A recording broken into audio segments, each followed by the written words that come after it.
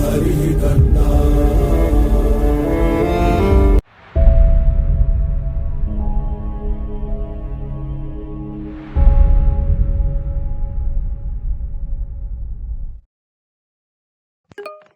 Now let's take a practical application for understanding variance as well as a standard deviation. Even though we live in a world where we pay real rupees for goods and services, not percentages of income, but most Indian or American or European employers issue rises based on percent of salary. If you remember, the increment of your packages or increment on your salaries are percent based, whether it is American or Indian or European company, irrespective of the origin, all will go for the percentage of salary. The increment is in percentage of salary. So why do supervisors think the most fair rise is a percentage rise?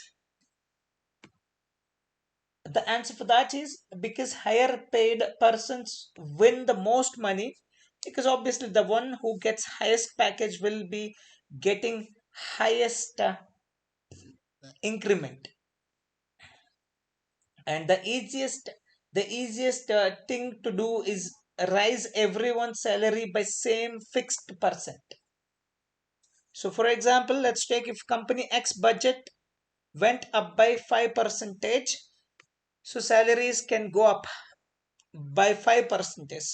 So they decided to go with the percentage rise. They want to do the increment, so the increment they want to go with the percentage rise. So if your budget went up by 5 percentage, salaries can go up by 5 percentage. The problem is that the flat percent rise gives you unequal increased rewards. You know why it happens? Because obviously different persons will have different packages. That's the reason. Okay, let's take this company BLR late services. Their salary budget or salary pool is 2 lakh dollar, and incomes, so they have to pay this much of money. Okay, so president will receive 100K dollar, manager 50K dollar, and secretary 40K dollar, and technician 10K dollar. Okay, that's what the salaries of various employees of that BLR late services. Now let's do some statistics on this. Let's consider measures of inequality. Let's take mean. So mean of this would be 2 lakh divided by 4. Okay, it's 50K dollar. Mean is 50K dollar. Then range, lowest is 10K, highest is 100K. So 100K dollar minus 10K dollar, it is 90K dollar is the range. Then variance is this much. Of course, you have to square up. We have to square up the deviations of each. So we got this much of variance. And standard deviation, let me calculate the standard deviation. Standard deviation is a square root of the variance, and standard deviation is 32.4K dollar. As per the standard deviation, the average deviation between each employee is 32.4K dollar. These are the measures of inequality that we have considered. Now what will we do is, let's apply, this is the present condition. So because of as the budget went up by 5%, now let's apply a 5% rise because the budget went up by 5%. When the budget went up by 5%, our salary pool increased by 10,000. That's a $210,000. Then incomes, president will get 105K dollar. That's obviously okay. 50 more. He got the $5,000 more. The president got $5,000 more. Manager got yep, 0.5k dollar, that is $500, and secretary got two. Okay, just a minute. Yep, sorry. So president got 5k dollar more. Manager got 2.5k dollar more. Secretary got 2k dollar more, and technician got just 0.5k dollar. So that's $5,000, $2,500, and $2,000 and $500. So totally 50% has gone to the president, and remaining 50% has been shared by the manager, secretary, and technician. So the flat percentage rise increased inequality. The top earner got 50% of the new money,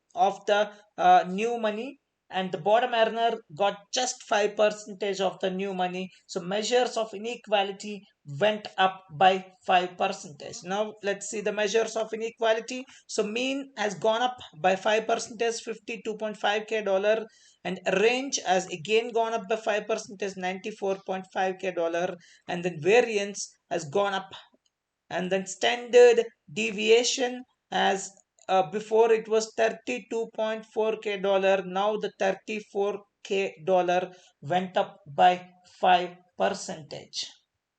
So it's clear the standard deviation, if the value changes uh, across the each entity of the population or sample, the standard deviation will also change. If it changes, the overall standard deviation also changes. You can see that the standard deviation here on left 32.4k, and on right it's 34k dollar, and it's increased by 5% at the same amount of the increment.